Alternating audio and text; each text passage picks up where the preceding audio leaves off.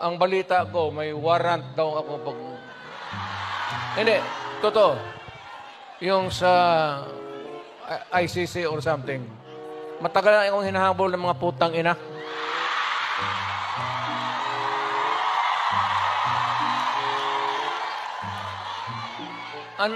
Ano man ang kasalanan ko, na ginawa ko man ang lahat sa panahon ko para may konting katahimikan at mapayapa ang buhay ng Pilipino. Ang problema nito, ewan ko kung ang tingin ng... Ako yung...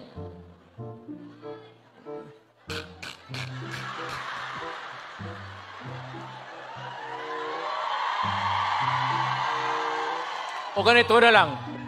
Ito ganito na lang. O sabi ko.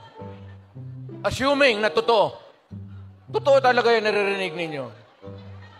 Bakit ko ginawa yan? Para sa sarili ko? Para sa pamilya ko?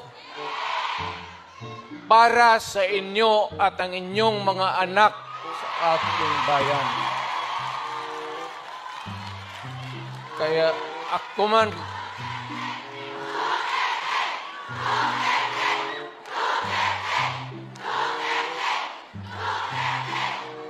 Ang higiin ko na lang sa inyo, total, kung ganito man talaga ang swerte ko sa buhay, okay lang, tatanggapin ko yan.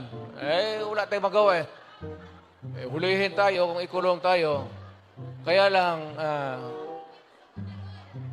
in the meantime, mag-contribute kayo, maski $5, $10, para...